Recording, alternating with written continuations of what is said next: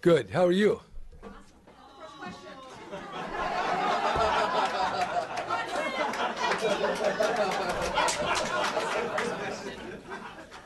You spoke before I did. You can actually make a statement now. Well, you win. Well, very good. Okay, well, now you're going to have to listen to me. So, thank you. If you're ready, I want to discuss these charts because they say it all. California came through probably 15 years of great fiscal difficulty. Some of it by overspending, some of it by tax reductions that we really couldn't afford, and a lot of it by the Great Recession. But the result over here, as you can see, these are the budget deficits, red ink. Then you go back over here and you see where we are. Now, by the way, those are billions, these are millions, even though the lines look similar. But right now, for the next 4 years, we're talking about a balanced budget. We're talking about living within our means. This is new. This is a breakthrough. So now, as we say that, now that doesn't mean we're in the clear. Here are the budget risks.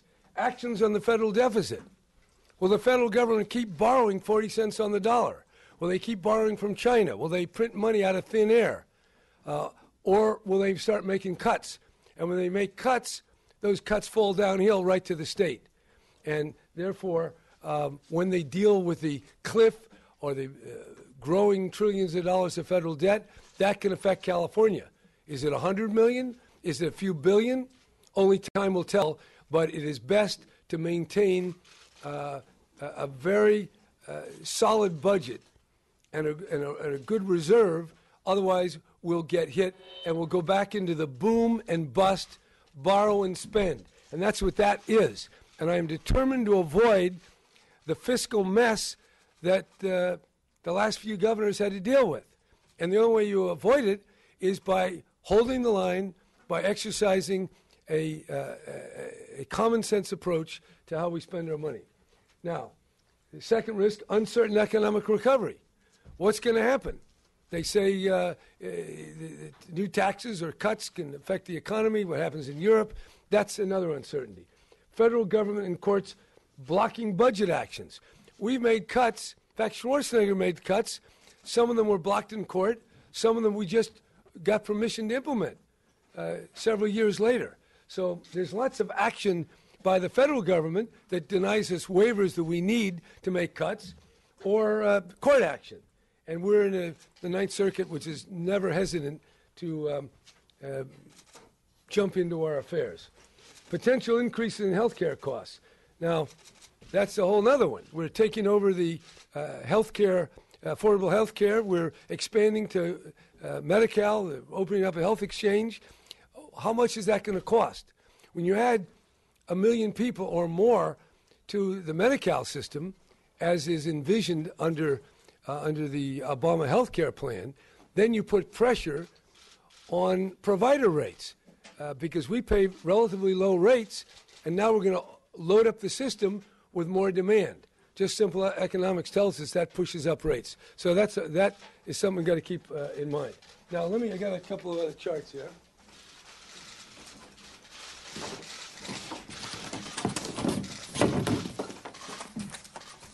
So now, what are we going to do with the money we have? We've achieved the position we're in because of tough cuts Democrats didn't like to make, but they did. And then the people voted for taxes. By the way, the cuts are about 3 times more than the taxes. But it's highly significant that we broke the logjam by going to the people, because we do still have government by the people as well as for the people. So there's what education looks like. It's going up. A low of 47 up to 66 billion. Significant increases. This is the amount of funding that will happen in K-12, 2,681 per student. The community colleges, $1,900. California State University, 2,000. University, 2,492. So this is real investment.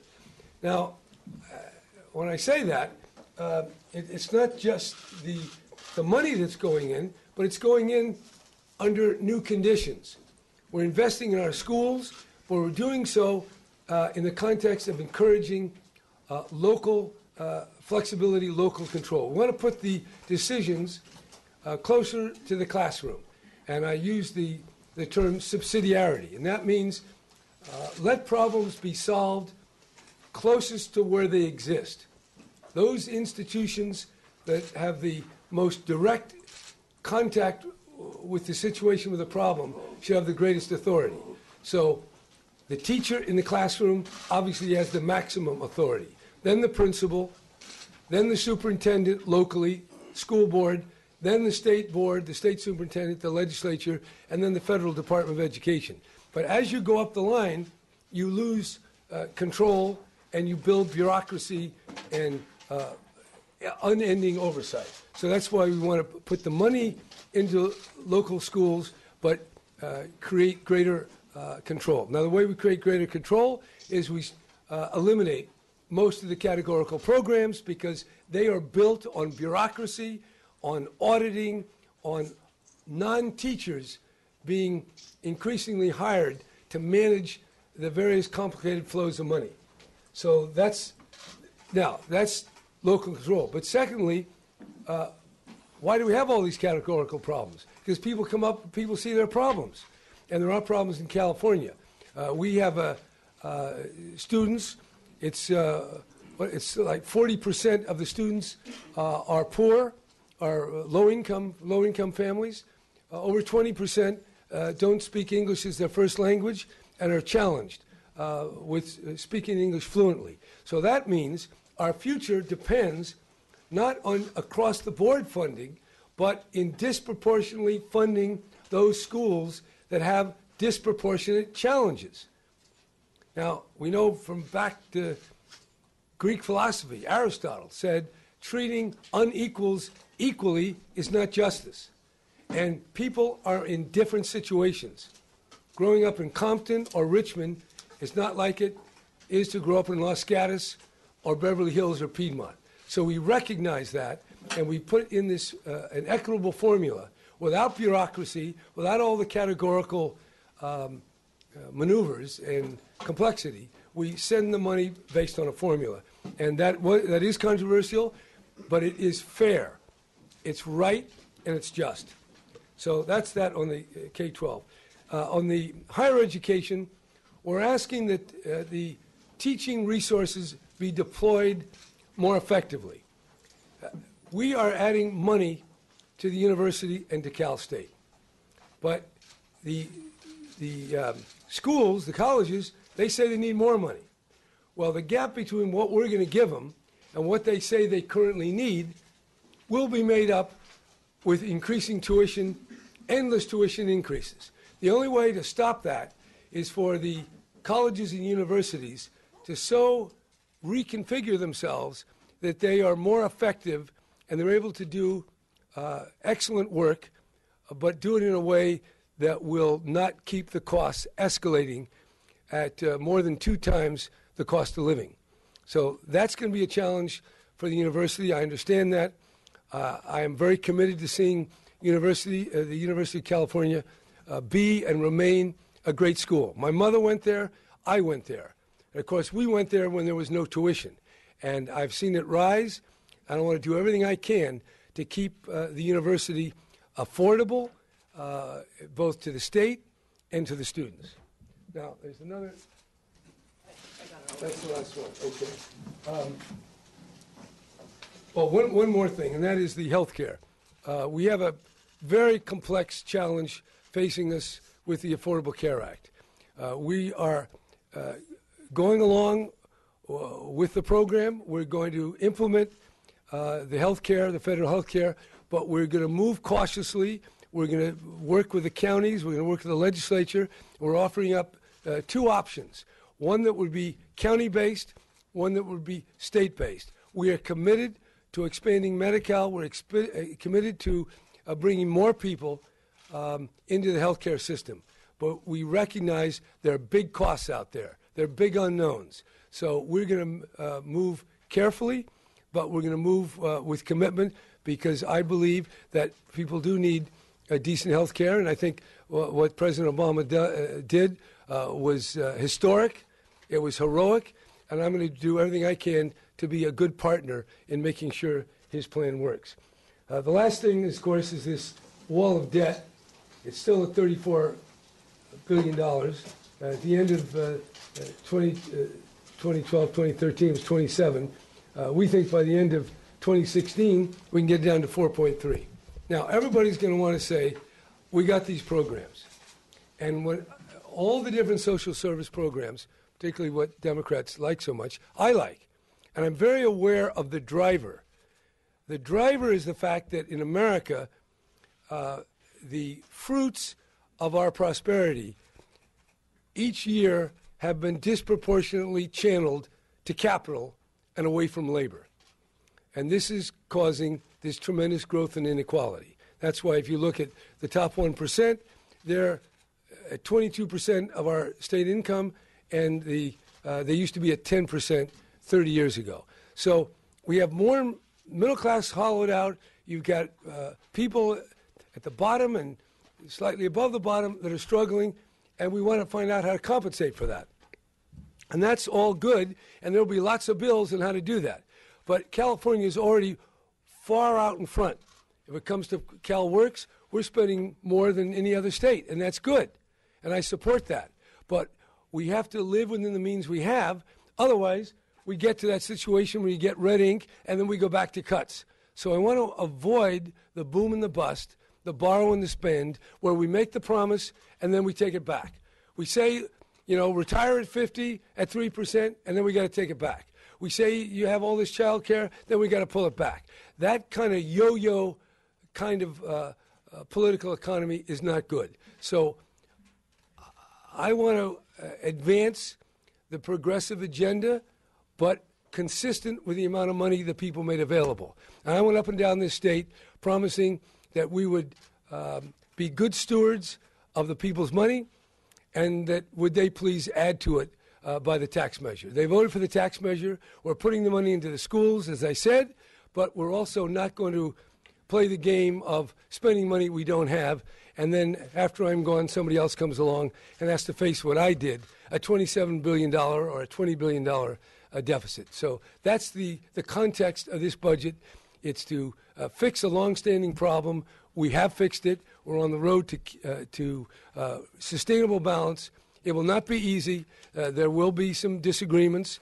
There will be some heartburn, but I'm here to get done what I think is compassionate, what is good for the state of California, and what we can maintain over time instead of just enjoying a momentary high and then having the hangover of many years later. Yes? Yes, Governor, the Legislative Analyst Office had projected a $1.9 billion deficit. Would you be able to explain what your budget assumes differently from the legislative? Yeah, I could, but I'd rather let Anna do that. Yeah. What your priorities are for the healthcare special session? What legislation are you specifically looking for? What are your... We have Diana here for that. Yes, John. Wait, we're going to go over here to the first question, lady. Yes. So do any of these numbers reflect the fact that we still owe about $40 billion to the federal government for unemployment checks that have... No, $10 billion. It's not. Oh, $10 it's only billion. It's usually off by 400%. So No, is any of those reflected there? That's not in our wall of debt, is it? We're paying it off. We're paying $300 million. We're borrowing. So yeah, that's a problem. You can add it there if you want to. But that's a long-term indebtedness.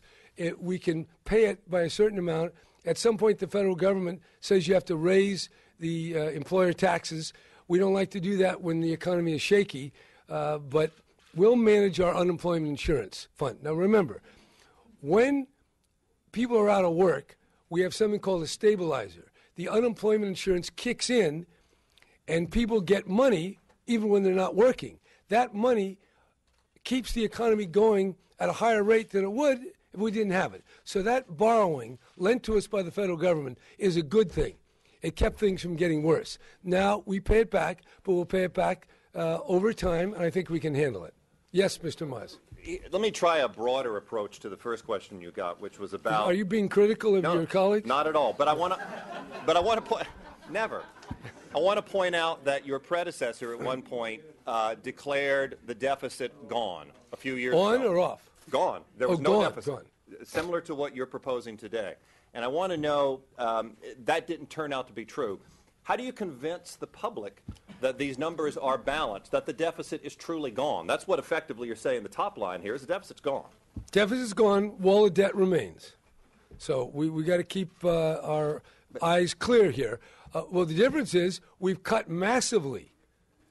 We cut 25% out of the colleges and universities. We owe 10 or 11 billion we borrowed through deferrals to our schools. We cut health care. We cut the age of the blind, disabled. We put families on CalWorks. We got rid of redevelopment. We got rid of the Williamson Act, subventions for open space land. You name it. We did things that were never done before. Plus, we have the new taxes for 7 years, and we have the proposition that brought back $1 billion in the so-called single sales factor. So we're in a better place. Now, why does it always go down? Because everybody gets exuberant because the money, and they show need. This is need. This is right. How can you not spend it? And it's very hard to say no. And that's basically going to be my job. That's what if you know what a governor is. A governor on a machine is when the machine tries to exceed a certain speed, then the governor then depresses the speed. So that is the metaphor for 2013. Governor, it also goes down because our revenue system is so volatile. How can you be so confident in these numbers you're projecting? I mean, we've just had a fiscal cliff discussion where they were talking potential recession. Well, that's interesting, there are other factors. You're talking about confidence in numbers, but you are very confident that the federal government is going to give us all the money that they promised. And I'm the one who said, hey, we could lose maybe billions of dollars if things go awry in the federal government. So, yeah, we don't know going forward. But we do know paying down debt and building up a reserve is the way to go. Now, paying down debt is a form of reserve, because if you don't have these debts, then when things go bad, you can borrow some of that money back in the same way. So by paying down the debt, we put ourselves in a stronger position when things go bad, as they inevitably do. The other thing you do is don't spend too much money. Keep the brakes on. And that's something that's very hard to implement because all the groups are paid. There are a lot of people paying dues to their trade associations, to their organization, and they're expected to deliver. And what they want to deliver is spending that we don't have the money for. And I accept and embrace my role of saying no. I will say no because California is saying yes in a very progressive way on many, many different levels, and we're saying yes to education. And that's the other point I want to make. Yes, there's inequality out there. Yes, there's hardship. But I want to take the money that we do have and put it into our schools and our colleges and to help people help themselves get that, not a fish, but a fish hook, a fishing rod. And that's investing in education. And that is the social program that I think will give us the biggest return on our investment. Boy, hey, let's get... Good, this is the second woman we've had here participate in this male club here. You talk about keeping the brakes on and keeping the special interest from spending, but how are you going to have that conversation with lawmakers who could potentially override you? Well, that will require a lot of charm.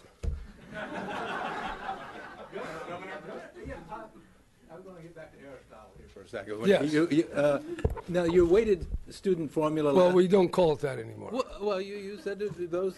Local flexibility, bringing government closer... Yeah. Whatever the terminology is today. But how is it different from last year, and how are you going to sell this to suburban school districts who feel that they're the ones who get the short end of the stick here? Because our future depends on it. If we don't invest adequate funds in our children and in their education, we will not have the economic well-being in future years. This is an aging society. It's serious.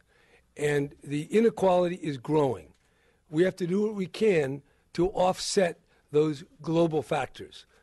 One of the most important ways we do that is to invest in schools and invest disproportionately in those schools where there's greater difficulty in learning. And certainly, if you look at a classroom in Piedmont and you look at one in Compton, it's a lot different. The families have far more money, far more access to the better things of life, and to the extent we can offset that by putting more funding into those school districts, we're going to do that. And I think people will come, and I think the majority of people are going to see that.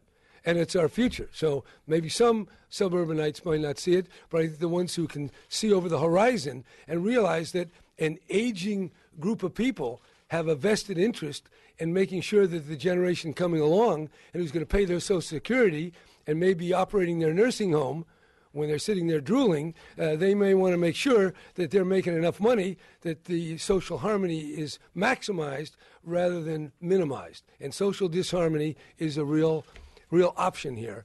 And I think that's the whole essence of the progressive agenda, to try to compensate for the global inequalities that are growing.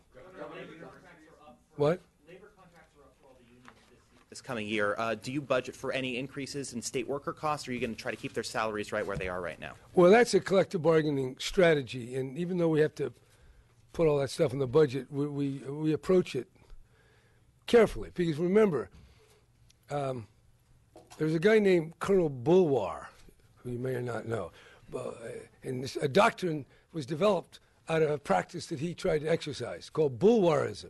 And that is, you tell the employees, this, I know it's right, I thought about it, here's what you get. Collective bargaining doesn't allow that. Collective bargaining means you got to meet in good faith, listen to the other side, and you go back and forth. So we have to enter those negotiations with an open mind, but we have to live within our means. So I don't want to put too many of my cards on the table, although everything's in the budget, so you can figure out kind of what the outside parameters are. Yes? What are you projecting for cap and trade money, and how are you going to spend it? It's in the budget there. There's a few $100 million this year, a few $100 million next year. What are you spending it on? I'll let Anna answer. That's a nit. Well, there have been some questions about whether there's enough going on that we're being very careful. I don't make any. I don't have any illusions about the future. There's a lot of uncertainties, but I am proud of the fact that California is leading the way in dealing with climate change. And so, how much comes in cap and trade, relative to the total overall budget? It's a very tiny amount. What's important is that we're dealing with climate change, because there's three big facts. Well, maybe there's four. Climate change is going to alter the conditions. It already is. Forest fires, fire season, rising sea level. We saw it in the East Coast. Big problem. It means real money. That's another risk. I put that on the wall of debt. Secondly, we got this inequality. Thirdly, we have the aging of the population. We got to deal with all this stuff. So that means we got to be very careful how we spend our funds and generate the wealth that will allow us to proceed. Yeah. You provide a lot of extra money to higher education. Are there any assurances, or what do you tell parents and students about how this is going to impact tuition? Can you guarantee there will not be tuition increases? Look, guarantees is not part of this world that we live in. It's uncertain. But we'll be at the Regents meeting next week. I'll be at Cal State the following week to discuss the budget issues, and we're telling them that they can, and the phrase is, deploy your teaching resources more effectively. So just write that on the wall. That can exfoliate to include more, well, I don't know, there's many ways you can do it. With online teaching, more time in the classroom, refocusing on the emphasis. But the point is, we want more kids to be able to get through school quicker without pushing up costs in the historic way that we have. But are the kids going to have to pay more in tuition, given the your whole budget? point is to avoid that. Okay. And that's what I'm going to try to do. Just to go on that quickly, how much leverage do you have to actually control how CSU and UC spend their money? And what are you going to do in terms of using the bully pulpit to try to? I'm going to go. I'm building up. I'm working with the two groups. I'm going to the meetings. I am the president of the regents. I'm going to exercise that responsibility, and I'm going to work with the other regents and trustees, and I'm meeting with professors and administrators and faculty representatives, and I'll take it as far as I can. But there is a certain way of higher education. It's often described in the word quality, which is very abstract, and it's nationwide. And if you look at it, it grows in cost at twice the cost of living. So if our budget's going to grow at 5%, but the university wants us to give them 10 or 11% every year, there's a gap. And that gap cannot be met by tuition. At least not. We have to narrow that as much as possible. And therefore, the people in the university are going to have to find a way to do the same thing with fewer growing resources than they're historically used to. Or movement in that direction from, you were at the Regents meeting in November and the trustees meeting in November. Any movement in that direction yet? I would say the discussion is still embryonic. We haven't totally clarified what's at stake here and what has to be done. So I want to move diplomatically but carefully. The last time I used to go to Regents meetings, it didn't turn out to be as productive as I would like.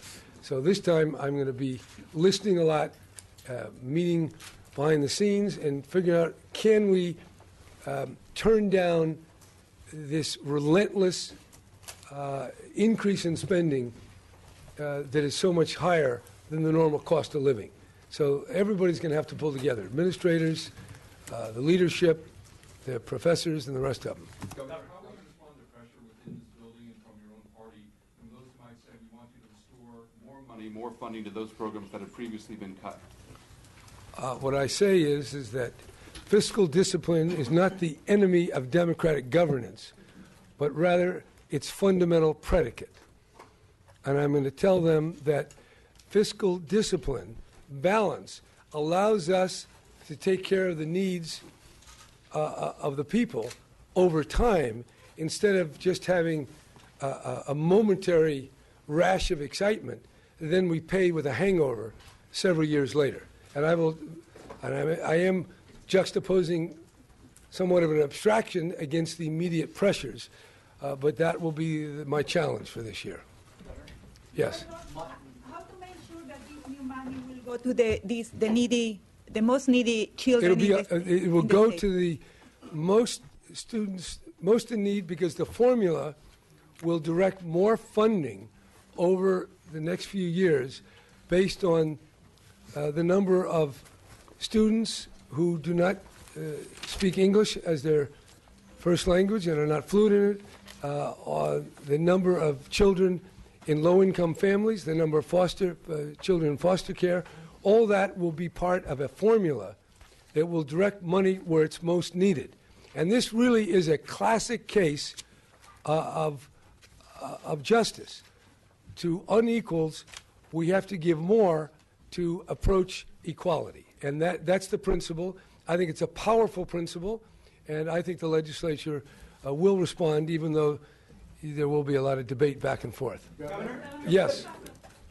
Part of local control for schools would be to allow schools to have more control over their own revenue, allow them to raise taxes at a reduced threshold of passage. And there's some proposals on that. What's your view on that? Yeah, I'm not prepared to opine on that aspect of subsidiarity, but you are right. You're raising a point of control, and what are all the aspects of control? But I'm not going to go there in January, so I'll carry on. And I'm also mindful of the fact that we just had a tax measure, and there's a lot of exuberance to find more and more ways of taking in more government revenue. Well, the fact is California is not bashful in collecting public revenue or raising funds. So I want to be careful, but certainly we're going to have a lot of discussions on that topic over the next couple of years. You said the other day that Yeah. 2013 was going to be the year of fiscal constraint or fiscal restraint. Can you just sum up generally how this budget reflects that sentiment, if it indeed it does? Well, it maintains the cuts that have been made in the past few years. It selects where to put the emphasis to get the biggest bang for our buck, namely schools that have the greatest need, and to our universities to emphasize teaching and learning on the part of our undergraduate students.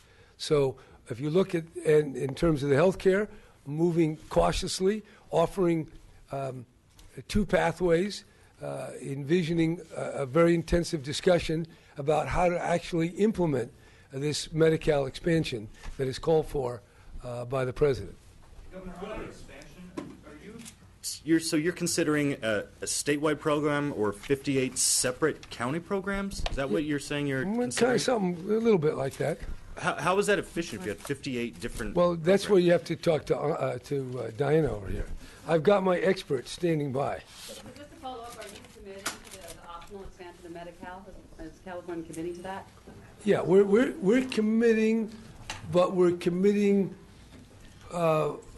given the promises that are being made to us, being realized, and working it out in a sustainable, thoughtful way so we don't find ourselves in a big hole in a couple of years. What's the information you're still waiting for to make that decision? Well, I'm going to defer that to this is a complex topic. Yeah, it is. This is a little above my Governor, can you? pay grade. Yeah. They are. They're going to. I'm from Orange County. They're going to. What's your name? Brian Joseph. Brian Joseph. Okay, yeah, I see your column. Okay. They're. I don't know there's any hope for your readership.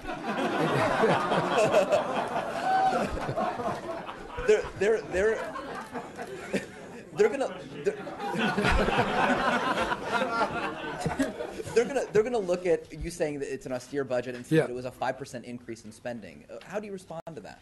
Well, there's a 5% increase in the wealth, and if you go to what's that 6, the Schedule 6 in the back, and you take a look at the number of employees in relationship to the number of people living in California, it's lower than it's been historically.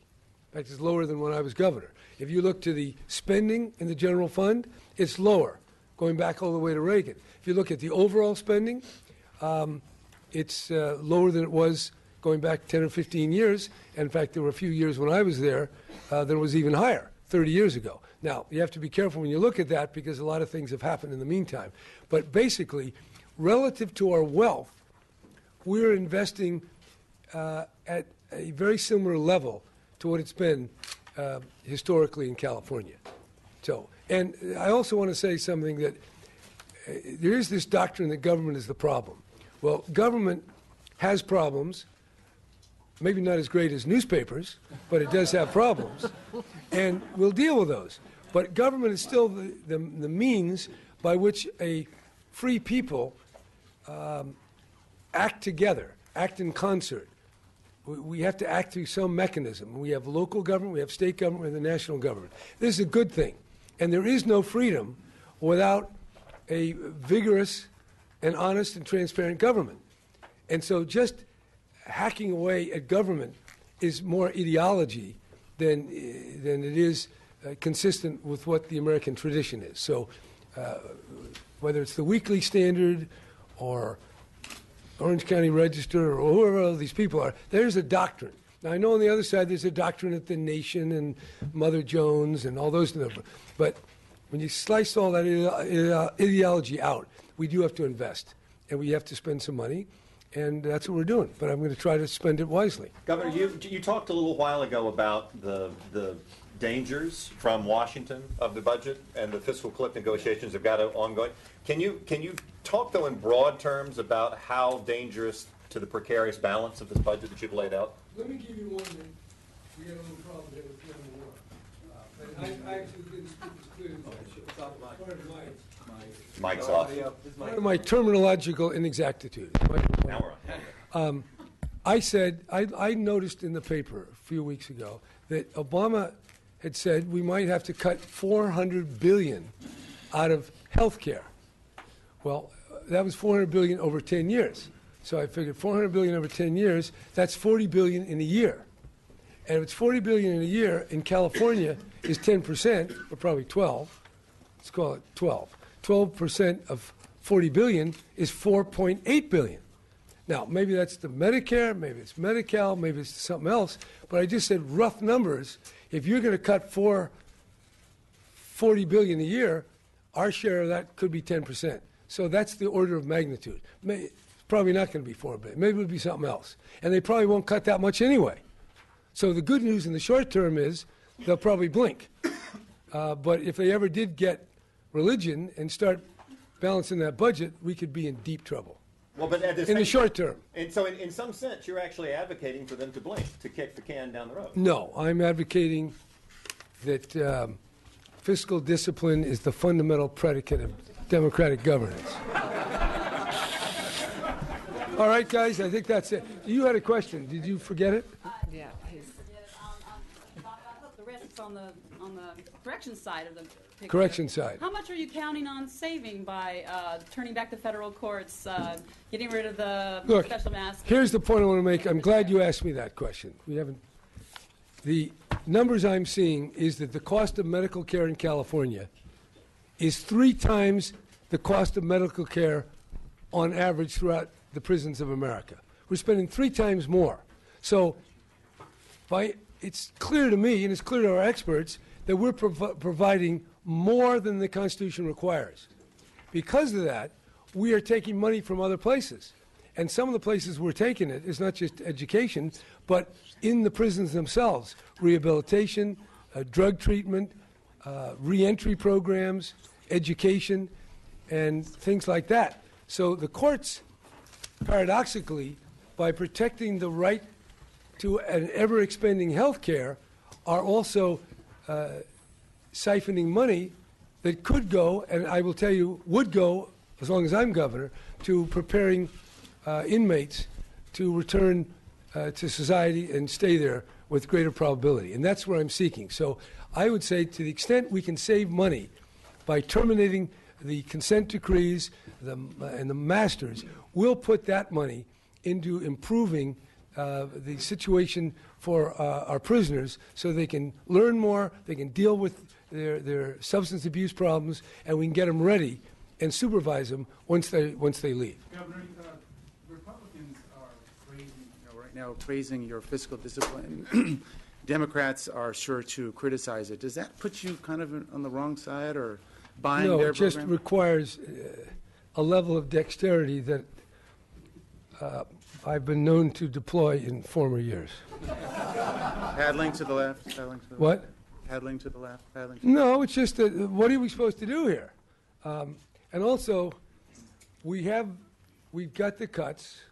We got to keep the cuts. We got the money.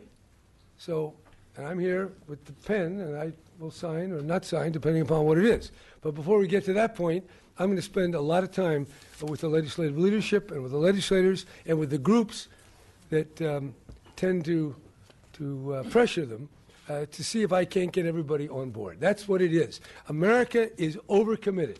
It's a big mess in Washington. I see California not as the failed state that those characters, they don't all write in the Orange County Register, but I read, I'm not going to mention their names, I give them too much dignity, but there is a couple of characters that are basically written off California as a failed state. And yes, we got some problems, but I see the challenge is demonstrating in California how to deal with the complexity, the challenge. And the challenge is we're an aging society. Productivity is growing more slowly. To the extent that it grows, it's not going to the workers. It's going to the owners of capital. And we got to deal with climate change, which is going to make everything more expensive. Well, we're dealing with it. And I realize it's hard. The Democrats want to do one thing. Republicans want to do another. And I'm in a fairly strategic position to make things work. So I would like, at this stage of my life, which I like to say, to do something that will make California a leader and an example of what America has to do. And that is both fiscal discipline and imaginative investment in technology and society and the environment and all the rest. So it's not just one thing. It's many things. And I think California, that'll be the test. Now, it's a lot, but I'm saying California can be the model. And to do that, we got to keep Republicans and Democrats on a playing field here that gets us to the end. What? Are there any cuts you're willing to restore this year to IHSS or anything like that? Let's start with IHSS.